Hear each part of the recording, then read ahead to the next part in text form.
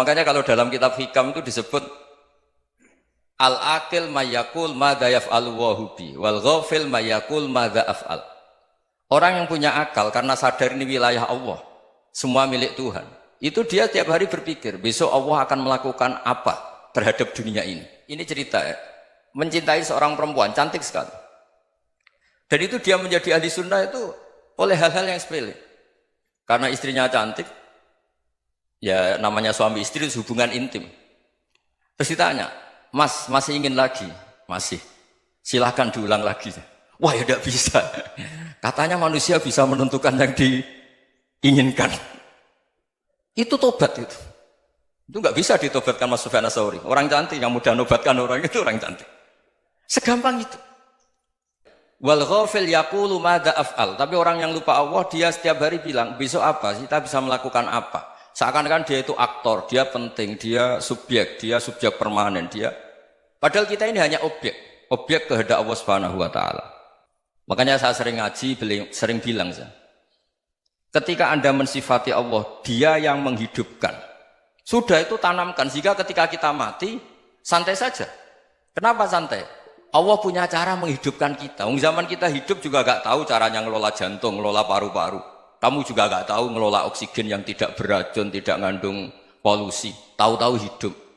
Gak ingin tua ya tahu-tahu tua. Gak ingin mati tahu-tahu mati. Ya muqallibal qulub tsabbit qalbi ala dini. Karena kita gak tahu cara berpikir kita tentang orang lain, tentang sekeliling kita. Misalnya kita orang baik yang jenis ngrumat fakir miskin. Ada orang bangun masjid mewah itu janggal. Apa artinya masjid mewah kalau banyak orang kelaparan? Nanti yang jenis infrastruktur apa artinya ini kalau semuanya punya sudut pandang yang berbeda-beda. Dan Islam mengapresiasi semua kebaikan. Tapi katakan semua kebaikan itu adalah kehendak Allah Subhanahu wa taala. Karena apapun baik Anda itu pakai fasilitas yang diberikan oleh Allah Subhanahu wa taala. Ada kitab usul fikih namanya Lubul Usul, itu terkenal sekali di pesantren itu. Itu kalau ngapresiasi keseharian itu luar biasa. Izma min mubahin illa wa yatahaqqaqu bihi tarku haramimma. Karena keseharian yang mubah saat Anda lakukan itu ada kehebatan yang luar biasa, yaitu meninggalkan haram. Saya sering ada jenazah, biasanya kalau tetangga meninggal saya sering disuruh ngelepas.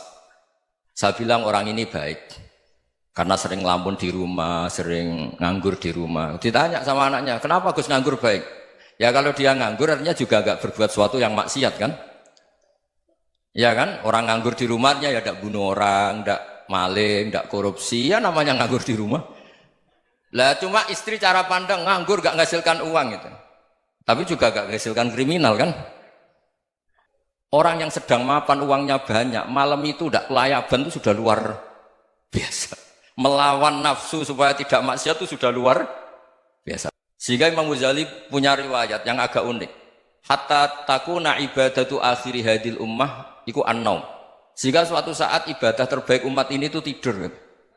Itu kan riwayat kontroversi. Ketika Imam Ghazali saja, kenapa iya? Kenapa kamu mulai keluar dari rumah itu sudah banyak maksiat? Melihat perempuan yang enggak mahram, melihat fenomena. Tapi kalau kamu tidur itu enggak melihat apa-apa. Tapi juga kamu jangan nganggap tidur itu ibadah betul. Saatnya melakukan fardu ain malah masih tidur. Tapi itu sudut pandang yang menjadikan kita Islam itu gampang. Jadi saat Anda tidak bisa aktivitas apa-apa, misalnya ada beberapa orang yang lumpuh.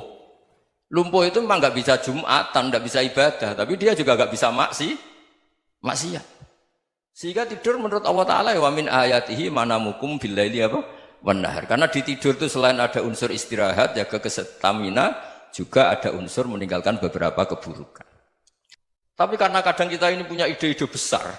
Tadi untuk syukur saja nunggu punya istri riman, rumah baik, tetangga baik, komunitas baik, semuanya baik baru syukur. Masa untuk syukur saja repotnya Masya Allah. Lama-lama nanti ada di surga, syukurnya nunggu surga paling kelas A. Itu sudah ada yang menghuni Rasulullah, kamu gak boleh di situ. Nah itu yang diajarkan guru-guru kita, diajarkan sanad kita sampai Wali Songo, sampai Rasulullah SAW. Bahwa pada akhirnya ada jihad, ada perang. Itu dulu memang perang, bukan membunuh. Beda. Dulu kita dijajah Belanda ya perang, dan itu normal karena kita dijajah. Jadi ketika orang lain ingin baik sama kita, wa in ahadum minal musyrikin astajaruka ya fajirhu hatta yasma'a kalam Allah. Kalau mereka ingin baik ya kita baik.